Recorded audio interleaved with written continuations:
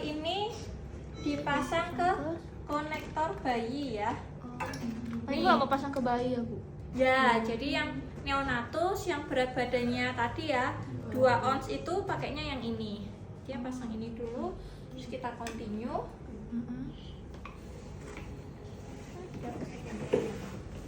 Nah, ini udah pas semua, terus kita exit.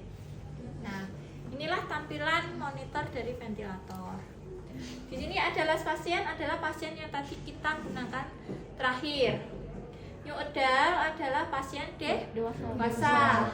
New pediatric pasien anak-anak. New neonatus bayi. Nah, selanjutnya kita bisa setting jenis kelaminnya, laki-laki atau perempuan. Di sini ada invasif dan non-invasif.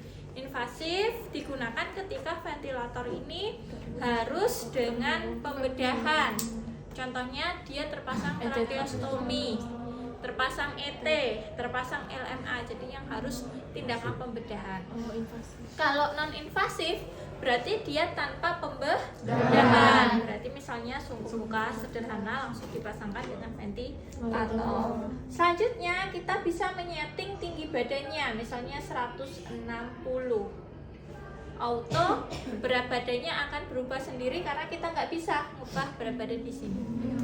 Tapi misalnya saya dengan Mbak Celi tinggi badannya sama, tapi lebih gendut saya. Apakah kebutuhan oksigen saya dan Mbak Sally itu sama? Beda. Terus bagaimana kita nyeting ventilatornya? Tinggi saya sama Mbak Sally sama. Berarti yo nggak boleh. Apalagi? Apa? Berarti harus menyeting tidal volume. Rumus tidal volume 6 sampai 8 kali berat badan. Nah, itu tergantung dia menggunakan invasif atau non invasif. Karena pada pasien menggunakan non invasif tidak bisa menggunakan mode volume. Dia hanya bisa menggunakan mode pressure tuh. Tuh, pressure aja yang tersedia di sini. Apa bedanya? Nah, kita bahas satu-satu di sini. Silahkan dicatat. VAC, apa itu VAC? VAC digunakan untuk pasien membutuhkan volume konstan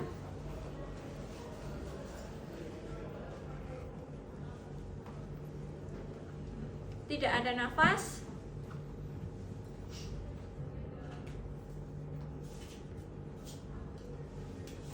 dan full support dari ventilator.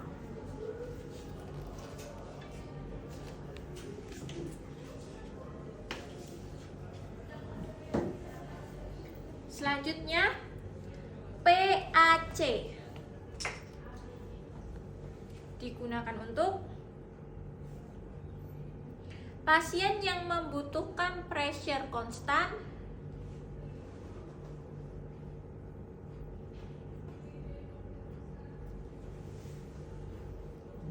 tidak ada nafas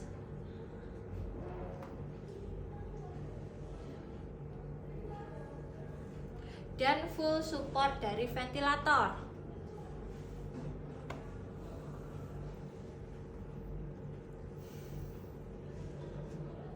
Selanjutnya ada V-SIMV. V-SIMV digunakan untuk pasien membutuhkan volume konstan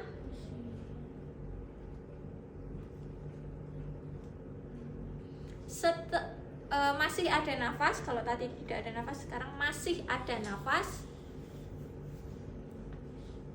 setengah support dari ventilator.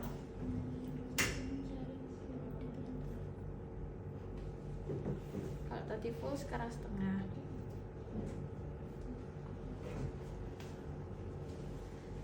Selanjutnya PSIMV. Digunakan untuk pasien membutuhkan pressure konstan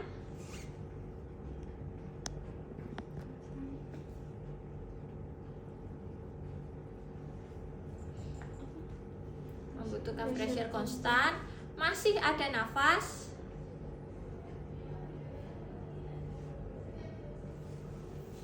dan setengah support dari ventilator.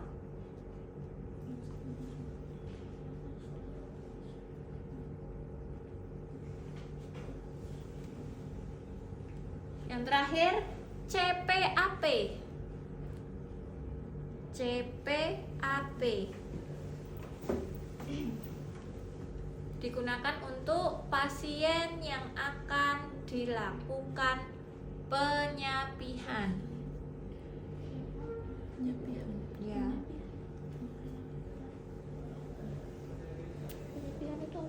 Penyapihan itu mau dilepas atau buka kurung weaning.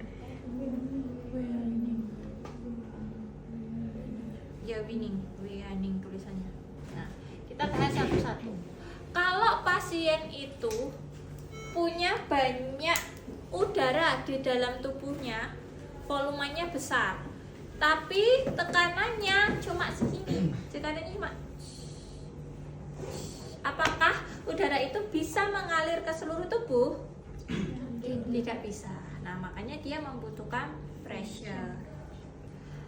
Terus kebalikannya, kalau pressure-nya tinggi,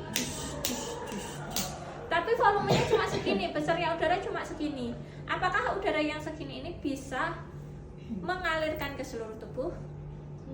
Tidak bisa kan? Makanya dia membutuhkan volume. Jadi besarnya volume, tingginya pressure itu ditentukan dari seberapa kebutuhan pasien. Bisa dilihat dari analisa gas darahnya, bisa dilihat dari diagnosa pasiennya, ya kan? Nah, tinggal teman-teman menyeting mau seberapa. Sekarang kita lihat di sini volume. Nah, misalnya teman-teman ada kasus disuruh untuk menyeting pasien tidak ada nafas, pasien membutuhkan volume konstan. Ya sudah, silakan klik VAC, terus diklik berapa volume oksigen yang dibutuhkan, misalnya 100. Nah, ini diputar ke sini, terus diklik TV tadi rumusnya 6 sampai 8 berat badan. Nah, misal berat badannya 60, kita dapat 480, kita maksimalkan ya. Terus F ini adalah RR atau frekuensi nafasnya, mau berapa? 14, 12 boleh. T inspirasi ini adalah puncak inspirasi pasien. Pip ini adalah sisa dari inspirasi. F trigger ini adalah, langsung tak klik soalnya kalau nggak cepet diklik dia balik ke awal lagi. Tadi apa tadi? F trigger adalah waktu untuk mencapai puncak, seperti itu. Kalau semuanya sudah disetting, kita cek dulu menggunakan BVAP harusnya. Karena nggak ada ya udah nggak bisa. Terus kita start ventilation. Nah, di sini nanti dia akan muncul apakah apa ya, capaian atau yang kita inginkan itu tercapai atau tidak. Tapi kalau ke pasien langsung. Nah, coba amati. Dia ikan nekannya itu cus. Nah, gitu kan. Kita standby kalau udah. Iya, apa tadi? Standby. Nah, kita ke mode PAC misalnya. Coba amati ya, pressure. Nah, dia lebih cus seperti itu. Udah guys, nanti habis oksigen.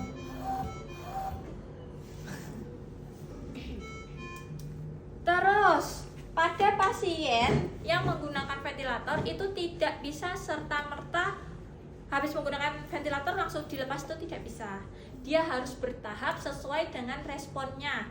Apakah puncak inspirasinya tercapai, apakah PIP-nya tercapai, RR yang kita mau tadi kan misalnya 12, apakah dia nyampai ke 12 atau enggak. Nah, kalau memangnya sudah tercapai, maka kita turunkan misalnya ke mode SIMV.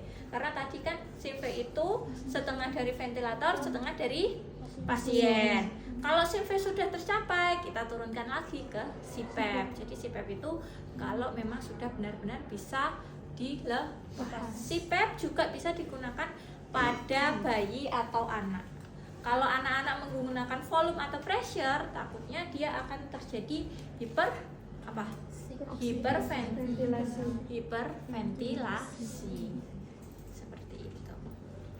Jadi nanti teman-teman kalau ada kasus silahkan dibaca dengan sungguh-sungguh, dengan seksama, maksudnya pelan-pelan, jangan buru-buru nyeting. Kalau nyeting kan di kasus udah ada settingannya berapa, tapi kan kita harus mikir ini pakai volume, ini pakai yang full support dari ventilator atau setengah aja. Seperti itu. Gitu ya. Silahkan dicoba, bisa mulai dari kalibrasi terlebih dahulu. Kalau baru